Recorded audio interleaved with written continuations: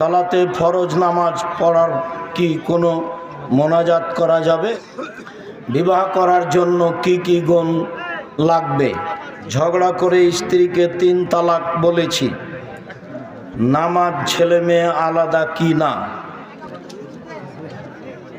ছোট বাচ্চাদের কালো টিপ পরানো যাবে কি? নামাজের ভিতর যদি এক আয়াত থেকে অন্য আয়াতে চলে যাই তাহলে কি নামাজ হবে? আমার প্রশ্নটা হচ্ছে, ব্যাংকে চাকরি করা হারাম, এর সত্যতা আমি অকপটে স্বীকার করি, কিন্তু যদি এটা সত্যি হয়ে থাকে তাহলে এখানে টাকা জামানত বা ব্যাংকে রাখা। আমরা পরিবারের অমতে প্রেম করে বিবাহ করি, বিয়ের 3 বছর পর আমাদের পরিবার মেনে নেই, আমরা পরবর্তীতে আর বিবাহ করি নাই। পারিবারিক ও সামাজিক সম্প্রতি রক্ষার থেকে দুলা ভাইয়ের সামনে মেয়েরা মুখ খুলে আসতে পারে? জি না, মুখ খুলে আসতে পারে না, মুখ ঢেকে প্রয়োজনে কথা বলতে পারে।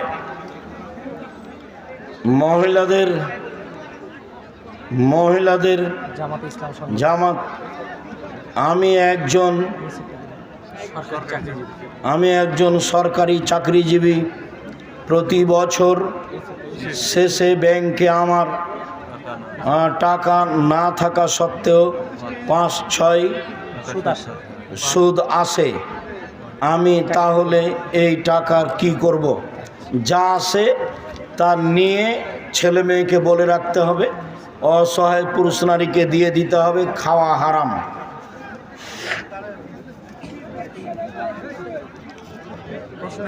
তালেবান সম্পর্কে জানতে চাই।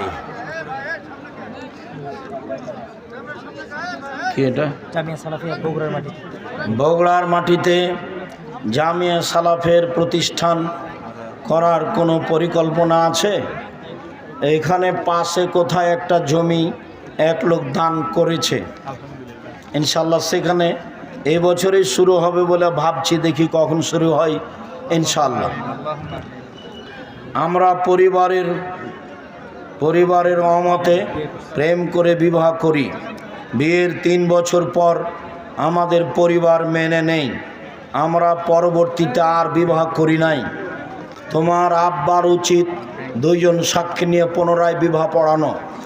2 জন সাক্ষী নিয়ে যতদিন পর্যন্ত তোমার বাপ বিবাহ না পড়াবে ততদিন পর্যন্ত তোমাদের জেনা হবে, 10 ছেলের মা হলেও এটাই ঠিক। আমার প্রশ্নটা হচ্ছে, ব্যাংকে চাকরি করা হারাম, এর সত্যতা আমি অকপটে স্বীকার করি, কিন্তু যদি এটা সত্যি হয়ে থাকে তাহলে এখানে টাকা জামানত বা ব্যাংকে রাখা। জি, ব্যাংকে চাকরি করা আর টাকা ব্যাংকে রাখা দুটো এক নয়। খুশিতে মাসে মাসে টাকা উঠাবেন ব্যাংক থেকে, লোন নিয়ে বাড়ি করবেন, আর নিরুপায় হয়ে টাকা ব্যাংকে রাখবে সুদমুক্ত অবস্থায়, দুটো এক কী করে আপনি ভাবলেন? নামাজের ভিতর যদি এক আয়াত থেকে অন্য আয়াতে চলে যাই তাহলে কি নামাজ হবে? জি হবে, কোনো সমস্যা নেই, এবং তাতে সহসিজদা দিতে হবে না। দেখিও কি লেখা আছে।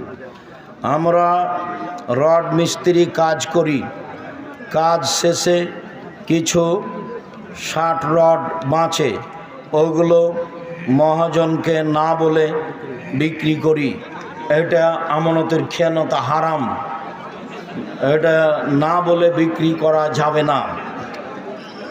হারাম টাকা হালাল কোনো ব্যবসায় বিনিয়োগ করলে সেখান থেকে উপার্জিত, হারাম টাকা হালাল কোনো ব্যবসায়, জি না, হারাম টাকা দিয়ে হালাল ব্যবসা করা যায় না, হারাম টাকা দিয়ে হালাল ব্যবসা করা যাবে না। স্বামী মারা গেলে স্ত্রী নাকফুল পরতে পাবে না, এটা হিন্দুদের নীতি। স্ত্রীর ওই সময়ে নাকে কানে পরনে যা আছে তাই থাকবে, খুলতে পাবে না, নতুন পরতে পাবে না 4 মাস 10 দিন, নতুন পরতে পাবে না 4 মাস 10 দিন, খুলে দিতে হবে, হিন্দুদের নীতি। ছোট বাচ্চাদের কালো টিপ পরানো যাবে কি? কোনো রহস্য থাকলে শিরক হবে, রহস্য যদি না থাকে দেখতে ভালো লাগে তাহলে কালো টিপ দেওয়া যায়। নামাজ ছেলে মেয়ে আলাদা কি না? জি না, ছেলে মেয়ের নামাজে কোনো পার্থক্য নেই, একেবারেই পার্থক্য নেই। এতটুক যে মেয়ে এমাম হলে লাইনেই থাকবে, মহিলা মানুষ এমামে ভুল হলে হাতের উপরে তালি মেরে ভুল সংশোধন করবে। সলাতের নিয়ম কানুনে পুরুষ নারীর কোনো পার্থক্য নেই।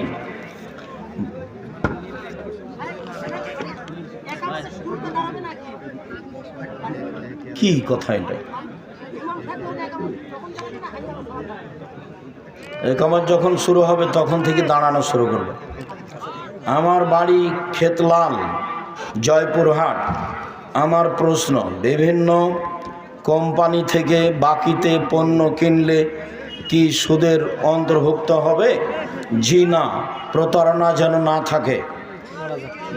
যেই কোম্পানির মাল চলে না, আপনাকে অতিরিক্ত টাকা দেওয়া হয়, সেই কোম্পানির মাল সমাজে দিবেন ভালো বলে টাকা পাচ্ছেন, এই জন্য তো প্রতারক ডাক্তারের মতো হয়ে গেল।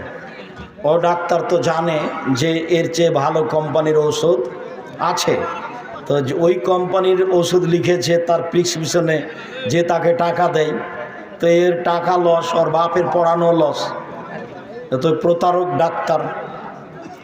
সালাতে ফরজ নামাজ পড়ার কি কোনো মোনাজাত করা যাবে? মোনাজাত ব্যক্তিগত ব্যাপার।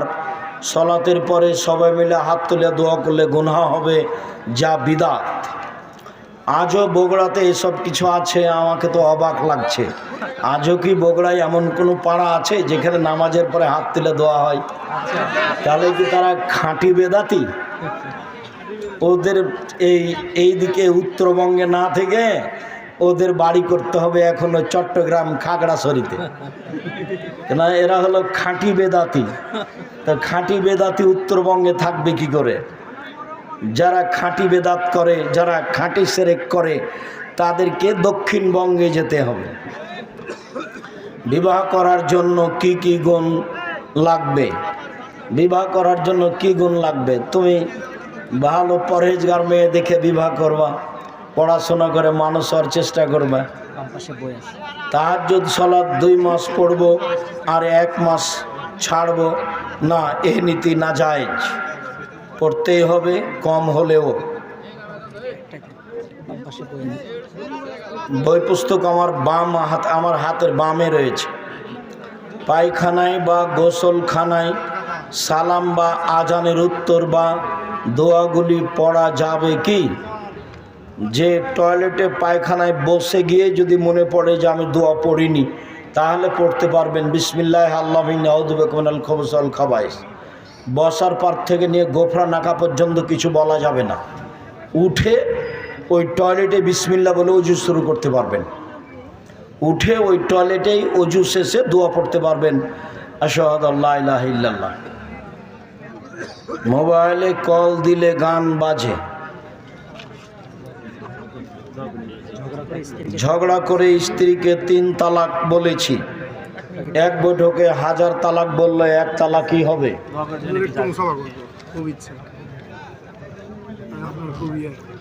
আমরাও চলে এসেছি কাছে, দেও কিছু যে একটু পড়ে দেখো। মামার সাথে ভাগ্নির বিবাহ কি জায়েজ? মামার সাথে ভাগ্নির বিবাহ হারাম, চিরদিনের জন্য হারাম। যদি চাচাতো ভাগ্নি হয় কোনো সমস্যা নেই, মানে চাচাতো বোনের মেয়ে। তো বয়াতে ঢাকাতে এক জায়গাতে চাচাতো বোনের মেয়েকে বিবাহ করেছে, তাই মাওলানারা বৈঠক বসিয়েছে বিবাহ বাতিল করার জন্য। তা আমি বলছি যে ওর চাচাতো বোনকেই তো বিবাহ করা যায়, মেয়ের মাকেই বিবাহ করা যায়, মেয়েকে বিবাহ করা যাবে না? ও তো চাচাতো বোনের মেয়ে, ও সূত্রে মামা বলছে, মামা বলবেই স্বাভাবিক। কেননা তোমার খালাতো বোনের মেয়েও তোমাকে মামা বলবে, তোমার মামাতো বোনের মেয়েও তোমাকে মামা বলবে, তোমার নিজ বোনের মেয়েও তোমাকে মামা বলবে, তোমার চাচাতো বোনের মেয়েও তোমাকে মামা বলবে। এটা স্বাভাবিক ব্যাপার। তোমার জন্য যেটা হারাম সেটা তোমার নিজ বোনের মেয়ে। মাথার চুল কি পরিমাণ রাখা যাবে? মাথার চুল কি পরিমাণ রাখা যাবে? বড় রাখাই ভালো, ছোট রাখা যায়। নামের শুরুতে মোহাম্মদ লিখা যাবে না। দাদা মারা গেছে 32 বছর আগে। আমার দাদা মারা গেছেন 32 বছর হয়েছে, অথচ আমার ফুফুরা 7 জনকে জমির ভাগ দেওয়া হয়নি। এটা তো বগুড়া জেলার নোংরা নীতি, নাজায়েজ হারাম নীতি। তখন তো আমি বলেছি তোমার পিতাকে আমি কুকুর সিলগারের চেয়ে বেশি খারাপ মনে করি। কেন দিবে? তুমি বলে দিবা যে আব্বা ভাগ্য নিয়ে এসেছি, জমিদারি যদি ভাগ্যে লেখা থাকে জমিদারি করে খাবো, যদি ভাগ্যে ভিক্ষা করা লেখা থাকে ভিক্ষা করেই খাবো। ফুফুর জমি খেয়ে জীবন বাঁচাতে রাজি নই।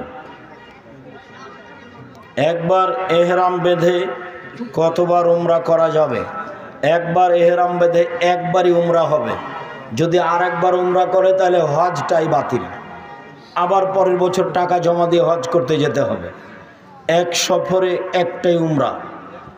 মৌলানা সাহেব বলেছে যে বাহির থেকে আসলে উমরা করতে পারবে, সব মিথ্যা কথা, একটাও কথার প্রমাণ নেই।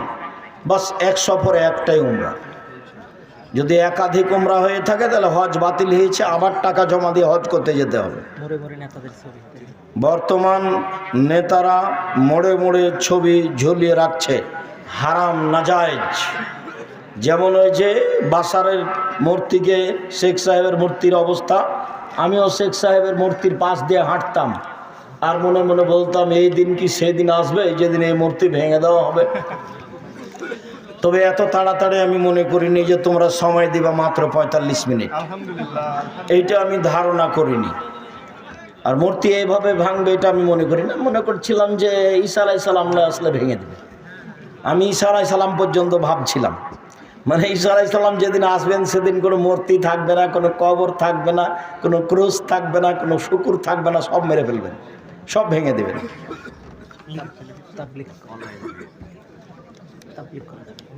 তাবলিগ করা যাবে না যাবে, তাবলিগের প্রচার মাধ্যম প্রায় 60% মিথ্যে। তাবলিগ তো জরুরি, তবে মিথ্যাটা জায়েজ নয়। আর বাড়ি ছেড়ে যেতে হবে 3 মাস, সেটা তো হতে পারে না। 3 মাস আপনি বউ বেটিকে কাকে দিয়ে যাবেন? এ কোন কথা? আল্লাহর নবী বলছেন যে পাহারা দিতে হবে ছেলে মেয়েকে, পাহারা। তা আপনি পাহারা বাদ দিয়ে চলে গেলেন 3 চিল্লায় লন্ডন। ধর্ম এরকম নয়। ঘরের মধ্যে সামুদ্রিক শামুকের তৈরি মালা যদি মূর্তির মতো হয় রাখা যাবে না, মালা রাখাতে শামুকের কোনো সমস্যা নেই। অনলাইনে বিয়ে পড়ানো কি জায়েজ? ছেলে কবুল করবে এটা 2 জন সাক্ষী শুনবে, কণ্ঠ উঁচু করে দিয়ে যদি চলে হয় তাহলে চলবে, বিবাহ নাজায়েজ নয়। শুকরিয়া, জাযাকুমুল্লাহ খায়র। আল্লাহ আমাদের যারা মারা গেছে তুমি তাদের কবরের শাস্তি মাফ করো। আমরা যারা অসুস্থ তুমি তাদের আরোগ্য দান করো। আমরা যারা বেঁচে আছি তুমি তাদেরকে তোমার রাসূলের পদ্ধতি অনুযায়ী চলার তৌফিক দান করো। এই দাবি এ দোয়া রেখে আজকের আলোচনা এখানে শেষ করলাম। সুবহানাকা আল্লাহুম্মা ওয়া বিহামদিকা আশহাদু আল্লা ইলাহা ইল্লা আনতা আস্তাগফিরুকা ওয়া আতুবু ইলাইক।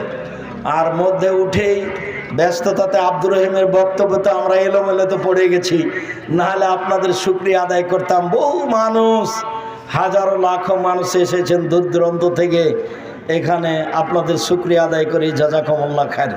প্রশাসন থেকে যারা এসেছে সহযোগিতা করেছেন তাদের শুকরিয়া আদায় করি। যারা এলাকাবাসী, ছাত্র, শিক্ষক